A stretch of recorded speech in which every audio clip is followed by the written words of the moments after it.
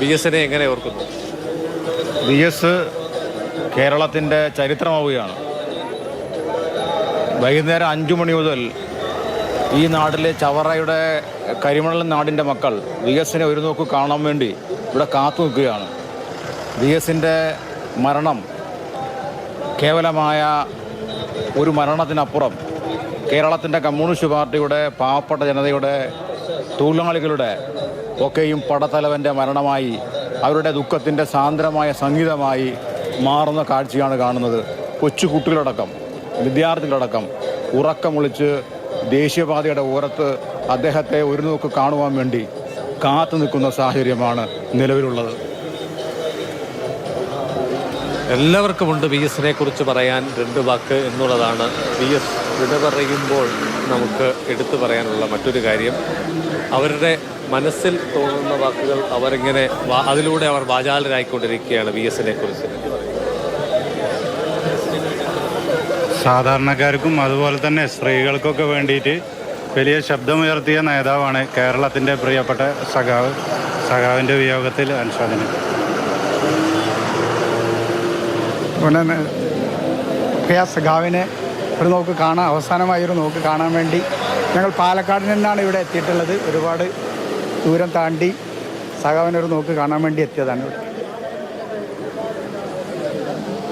മഴ പലത് പെയ്തു, ആരും പോയില്ല. ഒരു രാത്രി ഉറക്കം നഷ്ടപ്പെട്ടു. വി എസിന് വേണ്ടി കാത്തിരിക്കുകയും തയ്യാറാണ്. വി എസ് ആദർശത്തിൻ്റെ അവസാനത്തെ കമ്മ്യൂണിസ്റ്റ് അല്ല, അനേകാരൻ സൃഷ്ടിച്ച അമരക്കാരനാണ്. അതുകൊണ്ട് അദ്ദേഹത്തിന് വേണ്ടി ഞങ്ങൾ ജീവിതം ത്യജിക്കാൻ തയ്യാറുള്ളവരാണ്.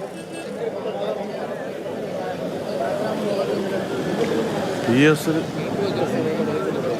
പറയാനുണ്ട് വാക്കുകൾ. ഓരോരുത്തർക്കും ഓരോ തരത്തിൽ, ഒരു തരത്തിൽ അല്ലെങ്കിൽ മറ്റൊരു തരത്തിൽ വ്യക്തിപരമായി സ്വാധീനം ചെലുത്തിയ ആൾ തന്നെയാണ് വി എസ്. 80 പതിറ്റാണ്ട് നീണ്ട പൊതുപ്രവർത്തന ജീവിതത്തിൽ അദ്ദേഹം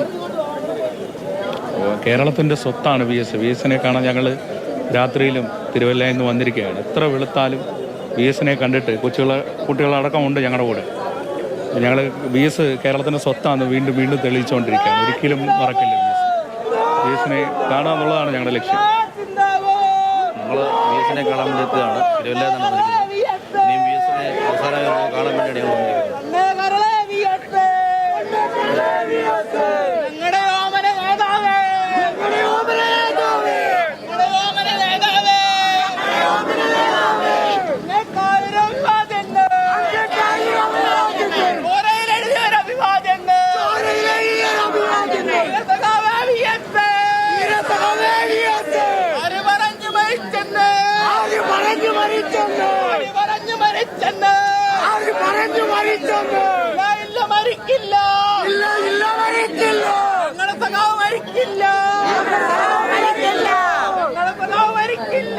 ഇടങ്ങൾ കാണുമ്പോൾ